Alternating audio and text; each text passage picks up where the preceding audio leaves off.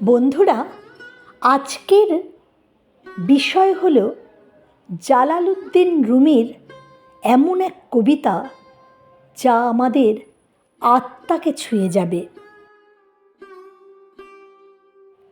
আমরা যেন এক বাঁশি, আর আমাদের ভেতরের সুর তোমার থেকেই আসে। আমরা যেন এক পাহাড়, আর আমাদের ভিতরের প্রতিধ্বনিও তোমারই দান। আমরা যেন দাবার গুটি, জয় আর পরাজয়ের খেলায় মগ্ন।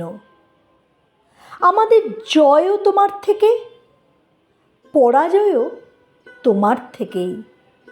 হে অপরূপ গুণের অধিকারী, আমরা কে হে আমাদের আত্মার আত্মা, যে তোমার পাশে থেকেও নিজস্ব কোনো অস্তিত্ব দাবি করি?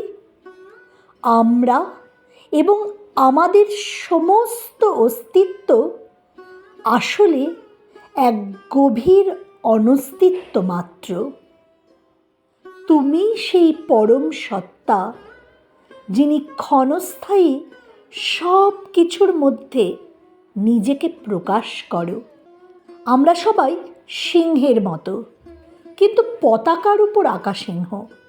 বাতাসের টানে প্রতিক্ষণ এগিয়ে চলেছি। আমাদের ছুটে চলা চোখে পড়ে, কিন্তু যে বাতাস আমাদের চালায় সে থাকে অদৃশ্য। সেই অদৃশ্য শক্তি কখনো যেন আমাদের ছেড়ে না যায়। যে বাতাসে আমরা চলি, যে অস্তিত্বে আমরা বেঁচে আছি, সবই তোমার উপহার।